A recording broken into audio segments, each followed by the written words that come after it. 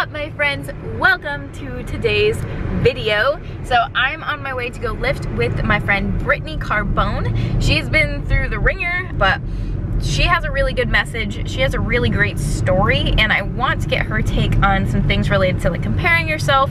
I get caught up in this a lot, so I almost want her to kind of talk to me about it, but I know by her talking to me, it's also going to talk to a lot of your souls. So this is gonna be a really good one. I'm on my way to Gold's, and I will see you guys in just a minute.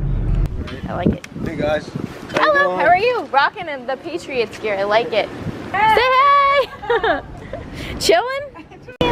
Hey, hey. What are we training? We're gonna get a little back action. You feel pumped already? Yeah, I do. A little warm up. I like that warm up. Yeah.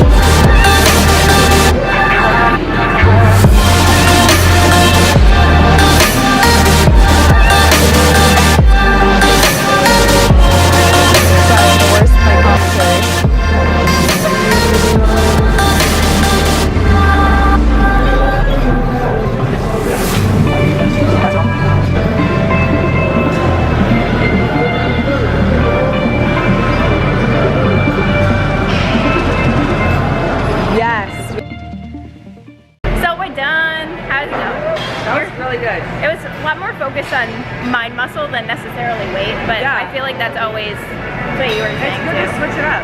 Yes.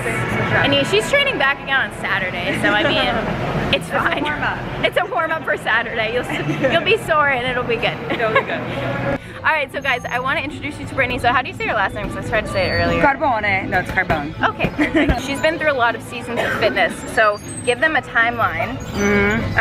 I feel like you've been through like 4 or 5 specifically seasons of your fitness life. Okay, so I would say the first season was when I was born. And then she started I came out of the womb shredded. So my first season, I think, was like, I grew up playing sports and stuff.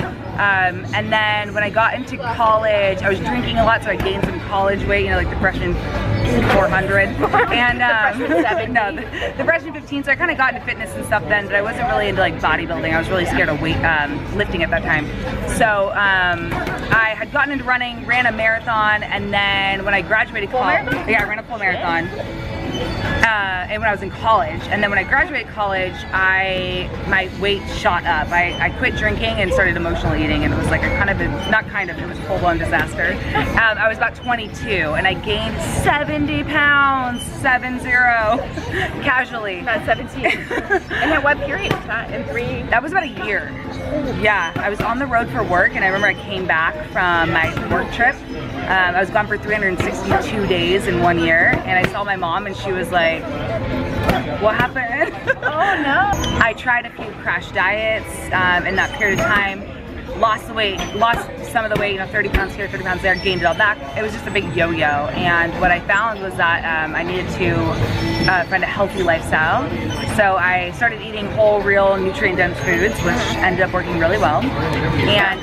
And then I started running marathons again. So I think I ran 7 or 8 marathons. I don't know how many races, half marathons, blah, blah, blah. Started at running 11-minute miles, ended up running my final marathon. My fastest was under 8-minute miles. I qualified for Boston, ran Boston, and then quit running. So that was all together. I was trail racing, I was doing all this different stuff and was just like killing it in the running scene, and then for me. and then was like, I want a booty. It was like the coming of age when you like want kids, but you were like, I want a butt now. I want a butt now. It's time.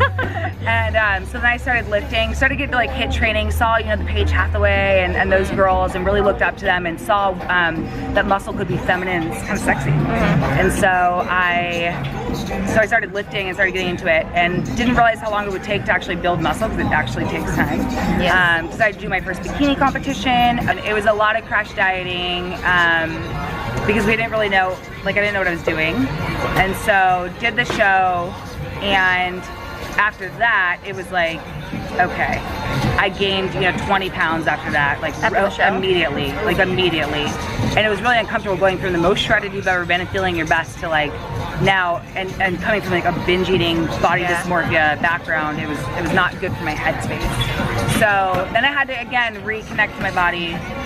And I really wanted to become powerful in the gym, and not like a powerful in the sense of like I wanted to lift the heaviest or be the best as far as like how much I'm lifting, but powerful in the sense that I wanted my mind to get on track. And I wanted to get my head on straight, so I wasn't doing this back and forth body destructive, mind destructive stuff, because it made me really not present in life. And so started lifting heavier, and I guess fast forward to like the last probably 6 months I've been training with a trainer, and we've changed my whole game now. So it's been more about just being patient, and I've had moments of little like mind relapses, but really digging into the mindset, really getting my head on straight, and working on muscle maturity and creating a sustainable lifestyle where it can be lifestyle lean and be here and be healthy and feel good and be grounded, and then, you know, get ready for a photo shoot if I need to, but not have to do something crazy and extreme. If you heard that whole story and you didn't know that background or that time frame, you would look at Brittany now and you would think that she just has an amazing body, and like she has great muscular development and she looks awesome. But you would think she's always pretty much been that way, at least for like maybe 5 years, and you tell yourself like, oh, she's been like that, or you'd think that it just kind of happened because you'd see her before picture and you'd be like, oh, it took her a year and now she looks like this. Yeah. So you have to understand that there was math. 9 years? 9 yeah, years. 9 years. So there was 9 years. The thing is, when you look at someone's current, no matter who they are, whether they are Paige Hathaway, who's way older than us. No, she's our age. She's our age. Well, she's not my age. She's 31. I'm 23, in case you guys don't know. So if you look at Paige Hathaway, if you look at Brittany, if you look at even me at this point, I haven't been lifting like for that long in the grand scheme of things. It's really easy to desperately want someone's chapter that they're in. Yeah. And you might be on your chapter too, so it's your second year of exercising, but she went on for like 5 years doing running and doing like HIIT training. She wasn't building muscle with strategy and purpose at first. And so what is your take on that? And I know you just talked about a little bit about comparing yourself to somebody else's chapter 11, kind of having to be mindful of that, but how do you get yourself out of that? What do you say to someone who's trying to compare themselves to you, per se? Yeah, awesome question. It's so funny, I still like, my head's still like, why would they compare themselves to me? Like, it's really being present where you are, and like, really, as cheesy as it sounds, appreciating the journey and really appreciating where you are. Like, I'm such a geek on my gains. Like, when I see a new muscle, I literally, like, I get emotional talking about it now. Like, I tear up. I'm like, oh my God, I have delts. Like, you saw my before. She'll put the before in there. Like, I had like inverted shoulders. Like, it was not there. And so if I didn't take progress pictures and I didn't compare progress pictures are everything. Your weight means nothing. Comparing me to me and my journey, I'm like, I get like mind blown. And then like I have, you know, friends and I'm like, I see their journey and I'm like, wow, they're so lean all the time and they can eat this much and stay that lean. And they can do this much cardio and stay that lean. And I'm over here like, and then I try to like frantically copy them or like do what they're doing. The franticness, it's the frantic. So true. Anytime I feel myself come from that place, like I gotta do it, then we know like it's a no-no. Just calm it down. Oh my God, that's so true. I've never thought of that. And anytime you have that feeling, which is so well put as like that frantic, like, oh my God, I need to change what I'm doing right now. Stop. Yeah, breathe. I'll hear in my head will go like, oh, maybe you should try to like go really low carb for this amount of time, or maybe you should like do an extra 20 minutes of sprints or whatever it is. And I literally have to like pause, hear the thought, it's almost like I'm outside of my body going, and I like to say that's not a bad thought or a whatever or a negative thought. I like to say that's an interesting thought. So I'll say, oh, that's so interesting that I'm deciding that, because it takes the judgment out of it. And like, we judge ourselves enough.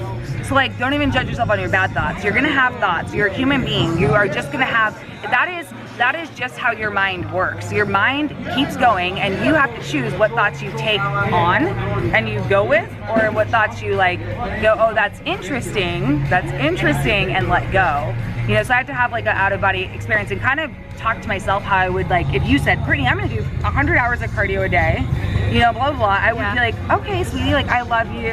But why? But why? Like, let's talk about that. How do you determine whether something is working or whether you need to be more patient? Okay, so my for sure number is 2 weeks, no matter what. If I start trying to switch things, I say at least 6 weeks usually for a diet. Say that too. But like, in my head, it's easier for me to say 2 weeks. If you're going like the other way? If I'm going the other way and I'm like, hey, I'm just gonna try this thing for 2 weeks, like, it's easier for me to wrap my head around. That feels more, not so far. It feels easier. Like, I'm just gonna not do, like, or even one day at a time. I'll say, I'm just not gonna go low carb, because that's my big thing. I'll go low carb, and my body doesn't agree with low carb. I'm really good with medium carbs or even high carbs. I see the most change, I feel the best.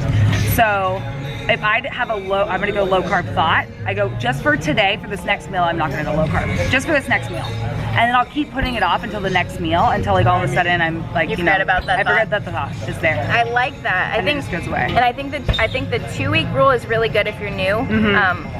But again, if you can push your mind to that 6 week goal, if you take photos, measurements, and weight, and like checklist of body, mind, at the beginning, and then the end of 6 weeks, and you say, okay, that doesn't, I don't think that's as good, then you can change. Right. This is Brittany. I'm gonna put all of her information. Hi guys. She's back. So I'm gonna put all of her info in the description box. That's her story, at least like the snippet of it. But you guys should follow her on Instagram. Do you have like a Facebook community or anything like that? Or just Instagram? Not yet, but it's actually coming next week. Okay. So. Oh, cool. That Yes, tell me about that. Yes, exactly. So thank you for being on and Thank you so much. You're so fun. Thanks. I try. So Thanks is she. for having me. All right.